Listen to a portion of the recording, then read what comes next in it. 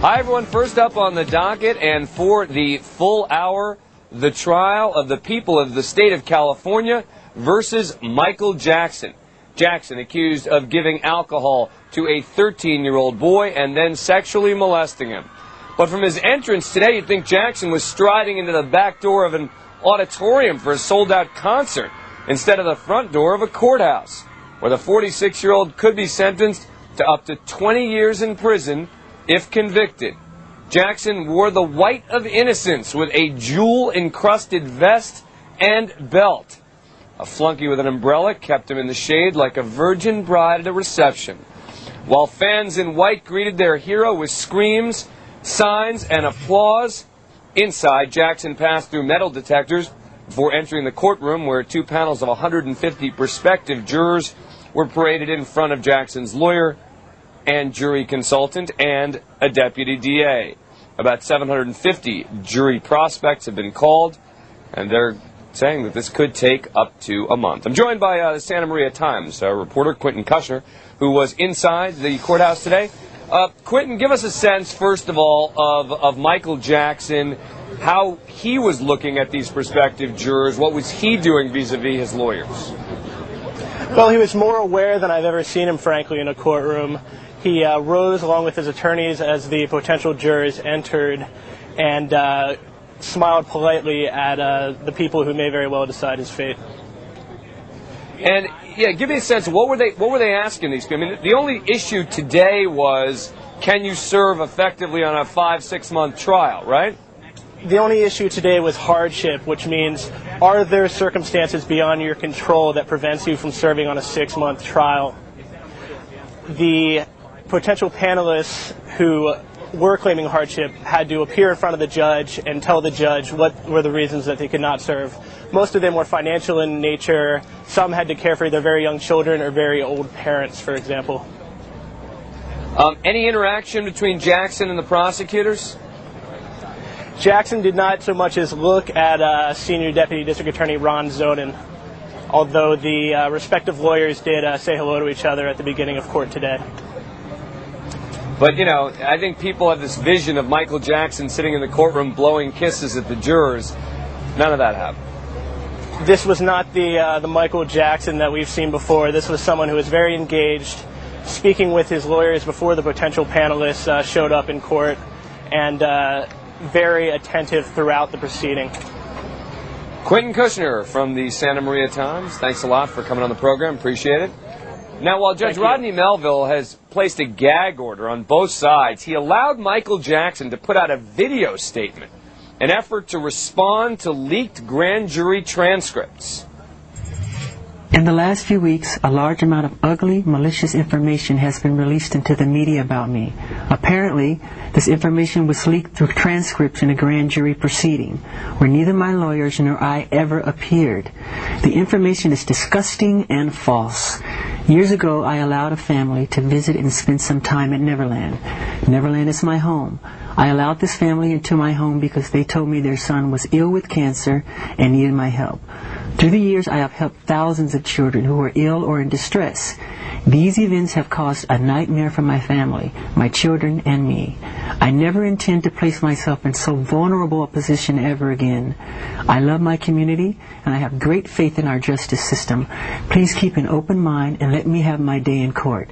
I deserve a fair trial like every other American citizen. I will be acquitted and vindicated when the truth is told. Thank you.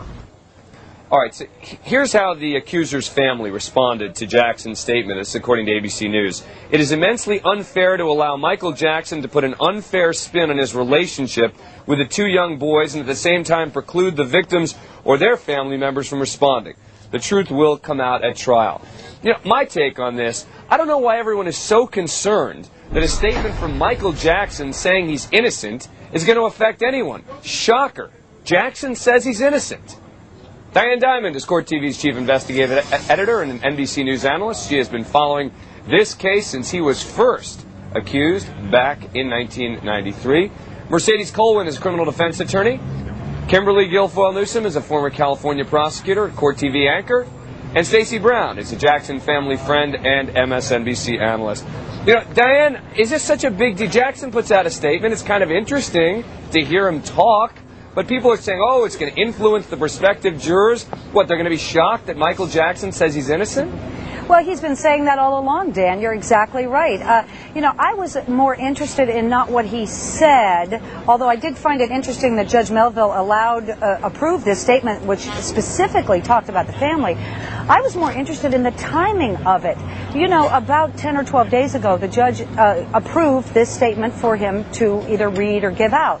And we've been waiting for it. He didn't do that. He didn't disseminate it to all of us. He gave it to one person, Geraldo Rivera at Fox News, my old partner on CNBC. But Fox News never ran it. And so I think I'm getting the impression that Michael Jackson wanted this message out, and he put it out on the eve of jury selection for the timing of it all. I agree with you. Yeah. I don't think that statement changed anybody's minds. Yeah, Kimberly, let's assume that's true for a moment. Let's assume he waited till the day before jury selection. So what? You know, I still think it's inappropriate. I don't know how the judge allowed this to go forward. I still think it's a comment even on the evidence of the case. He's responding to leaked grand jury documents that Smoking Gun and Court TV obtained, and that is evidence that will be coming into the case. He's making statements about the victim and their family, and I think it's inappropriate, and I think it's very curious, suspicious timing on the eve of trial. It shouldn't happen. He's turning this into the O.J. Simpson trial again, just like O.J. He entered his plea already, Dan. He doesn't need to say anything more than that. That's a separate question. And you know what, Dan? I got the impression that this might be the testimony that we see from Michael Jackson, because I'm not convinced he'll take the stand.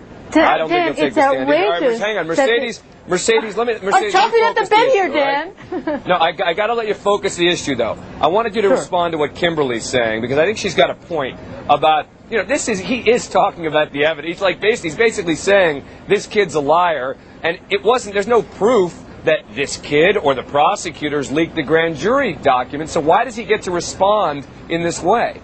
I think the reason why is because Judge Melville thought to himself how grossly unfair that grand jury minutes that were mostly sealed for all time are suddenly leaked, and this man has jury selections about to start. He has the opportunity to respond. That's the only reason. He wanted a level playing field, and he felt how grossly unfair it was for a defendant. You think it's really leveled the playing field? With these allegations.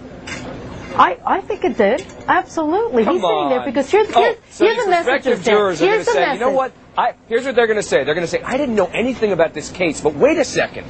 I just saw Michael Jackson on TV, and he said he didn't do it. Oh, my goodness. That is going to change everything. You know what, Dan? Here's the message he's telling you. I have been with thousands of boys. There have only been 2 or 3 allegations. These are a family that are looking for money. Well, sure, that's something that they're going to try to develop during the trial to discredit him. And these are sort of the themes that he's got to go through some of these streams. He's got to discredit this family because the crux of this case is going to be the credibility of this family. And he's taken that. And you know what? As Diane points out, he's sneaking in his testimony here because you know he's not going to testify. Go ahead, Diane. Go ahead. But you know what? To also be fair, I think that Michael Jackson got across a very, very important point, and that is, you heard from one side. You heard these grand jury leaked testimony transcripts, which, by the way, it's a felony to release those, but for whoever did it. But my lawyers were not there. These people were not cross-examined. They just got to say what they said, and nobody got to hold their feet to the fire, and that's important for people to know. All right, Stacey Brown, give me a sense of the timing here. Any indication from the family members or the friends that Michael Jackson wanted to wait until the beginning of jury selection to release the statement?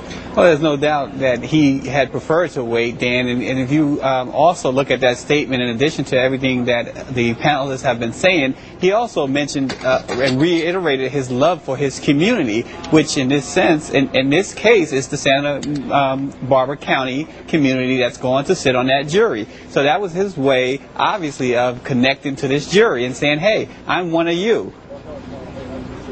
Yeah, I'm one of you. That's a tall order, though, Stacey. Yeah, that's a tall order. All right.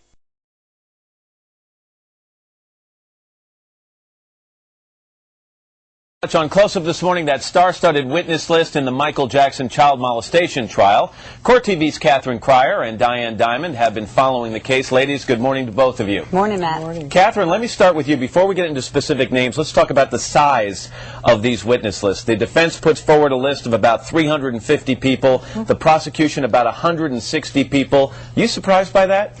It's extraordinary. It's extraordinary. The judge said so. He almost fell off the bench. The content, though, is probably as much to impress the jurors right now as it is to really show who they're going to call. I would be very surprised if virtually any of these witnesses are fact witnesses, unless his character comes into question and Michael Jackson takes the stand. Most of these people would never come in. And Diane, let's make sure we understand why these names are coming out right now, because the prosecution and defense, in talking to these potential witnesses, need to know if there are any potential conflicts, correct? Right, and that's why we know about the witness list, Matt, because the judge said to the potential jurors, listen to these names and see if you know anybody. Well, who doesn't know the name Elizabeth Taylor, Quincy Jones, Serena Williams, Stevie Wonder? I mean, when we got to the 370-person defense list, I mean, it just went on and on. Well, Diane, let's talk about some specifics here. Kobe Sure. Bryant is on the potential witness list. Right. Why? What connection to the case? There is a connection to the case. Allegedly, this mother used Kobe Bryant's name with not one, but 3 state agencies that came to check on the welfare of her children.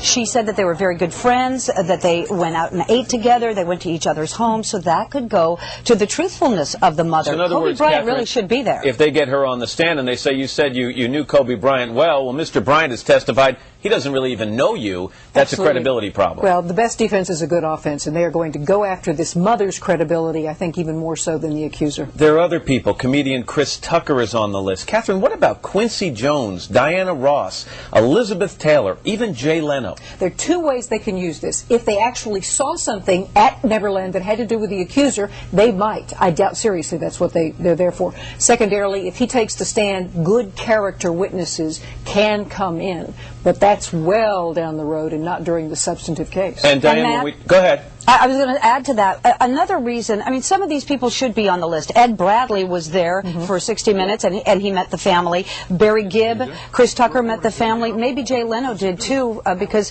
the children were in that comedian camp. But I think the important thing to remember is that these people may have something good to say about Neverland. The state is going to say that Neverland was created as a child magnet. Elizabeth Taylor, Diana Ross could come forward and say, you know, I've been there many, many times. It's open to charity. It's a good thing. Michael, I've never seen him misbehave with children. Okay, let me move on because let me get away from the celebrities for a second, because there's some other things on these lists that are important. Catherine, there are some names on the prosecution's list that have a connection to that 1993 case of alleged sexual molestation involving Michael Jackson. Why are those names on the list? That's critical because that young accuser then, he's now in his 20s, virtually his entire family is on the list. Very, very damning. SmokingGun.com, we've had up the affidavits for a long, long time alleging, even in the settlement, Michael alleges inappropriate touching, such that all the testimony from that young man, if he comes in, is going to verify what the accuser's saying. Diane, let me ask you about 2 potential jurors who are still in the jury pool. One is a woman who was falsely accused of sexual misconduct, I believe on 2 occasions. Right. She remains in the pool despite the fact saying she can sympathize with Michael Jackson. And there's another woman who says that her brother-in-law sexually molested her nieces. She's still in the pool. Does it surprise you that neither side has eliminated them? Well, we haven't gotten to the elimination part yet. That comes later today. What surprises me most, Matt, is not one of the jurors, even though they have baggage like this, one man said he really worried about the privacy and safety of his family, yet they can still serve. They can still have an open mind. And I think I was surprised at how many people said, no matter what was going on in their life, yes, they could keep an open mind and judge Michael Jackson. Well, if 2 of your nieces have been raped by your brother-in-law, maybe you're not the best potential juror. Catherine, how long is this going to last? 3-4 weeks is what we're hearing? You think that's about right? Jury selection, yeah, and then we've got months of trial. Catherine Cryer, Diane Dimond. Ladies, thanks very much. We appreciate it.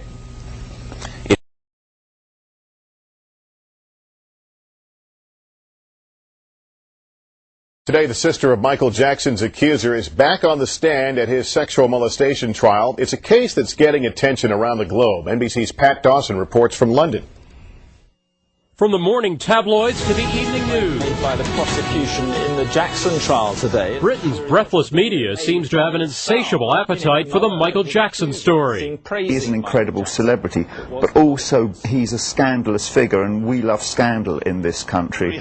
No cameras in court, no problem. The offences are said to have taken place at the Stars Neverland Ranch in California. In the last week, ITN's viewers saw a computer-generated view of Jackson's home. The high-tech graphics went room to room. Well, the Brits have had a field day. The Jackson saga has made its way around the world. The German, spektakulär der Michael Jackson-Prozess werden wird. the Russian, and in Japan, where Jackson once kicked off a world tour with 14 sold-out concerts in Yokohama, the criminal trial is playing big too. All Japanese people remember him, and the all Japanese people understand he is in difficult position right now. Even in Baghdad, where there are a lot more serious distractions, some Iraqis have found time to follow the story of the American superstar on trial. He has a lot of fans here. A pop icon caught in the bright glare of celebrity scandal. Apparently, headline news in any language. For today, Pat Dawson, NBC News, London. Court TV's Diane Dimond is an NBC News analyst. She's in Santa Maria, California, with what's next in the trial there today. Diane, good morning to you. Morning, Lester. As we mentioned, the sister of the accusers back on the stand. The headlines from Friday, Diane, suggested that Thomas Mesereau scored some real points when he got her to admit that she had lied to Child Protective Services. Is that the full story? No, I don't think that's a full story. I think overall, she's been on the stand 2 days. Today will be her third day. Overall, I think she did very well.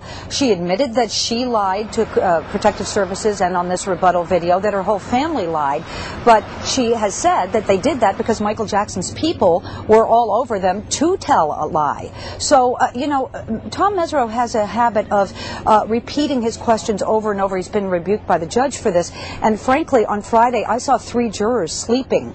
The African-American alternate, a man in a wheelchair, and a 79-year-old widow in the back. So I think, as the judge said, I think he needs to tighten up his questioning a little bit. Well, the next up after the sister is done, the accuser's brother is going to be on the stand, who allegedly witnessed some of the inappropriate, illegal acts, if you will. Give us a sense of what he may testify to. In a lot of respects, Lester, I think this youngest child is going to be the star witness because he is alleged to have seen not 1 but 2 acts of masturbation between Jackson and his brother. He's going to testify about pornography that Michael Jackson and some of his co-conspirators showed the kids. He's going to talk about the drinking. He's going to talk about an instance where Michael Jackson allegedly appeared before these 2 brothers stark naked and sexually aroused and said, what's the matter with this? Why don't you guys take your clothes off too? So this could be devastating for Michael Jackson, but again, Tom Mesereau gets to cross-examine, and I'm sure he'll make some points. But you say he may be the most important witness, more important than the accuser himself, who presumably will also see? I think so, because the accuser himself is going to testify that a lot of the time he was drunk, frankly, just drunk. 12 and 13 years old, a recovering cancer patient with only 1 kidney, but drinking a lot of alcohol, and he told the grand jury that there were just things he didn't remember. He seemed to remember 3 other instances of abuse, but he couldn't really pull it out of his head. He said it was like a dream. Tom Mesereau has certainly planted the seed that this family was out for money. And we mentioned the effort to discredit the sister. He'll continue likely, won't he, with the brothers, the brother of the accuser and the accuser himself? Is that dangerous territory? Well, I think it's very good, fertile territory for Tom Mesereau. He needs to paint this family, as he has, as liars and with their hands out all the time for money. He's talked a lot about fundraising, a lot about celebrities that the family approached for money. But so far, well, the sister testified, for example, I don't know about any fundraising except what my father did. She talked a lot about her father and his actions and how divisive he was within the family. So I think maybe the state is going to paint the father of that family as a bad guy. And as you know, Lester, he's had his parental rights taken away by a court. All in all, has the defense done a fairly good job, though, of limiting the damage of the prosecution witnesses so far? Oh, absolutely. And the rebuttal video that the state showed with this family, the mother and the 3 kids, extolling Michael Jackson's virtues, calling him daddy and talking about how he, delivered them from destitution, I think that really went a long way to show what they thought of Michael Jackson at one time. It was all completely positive. The downside is the mother in this case does appear to be a little overly animated, a little too eager to help. She keeps repeating the same phrases over and over again. And so it sort of went both ways, and it was a state exhibit, but I think it helped Tom Mesereau's side a lot. Still very early in the trial. That's the cautionary note. Diane Dimond, thank you very much. Good to talk to you.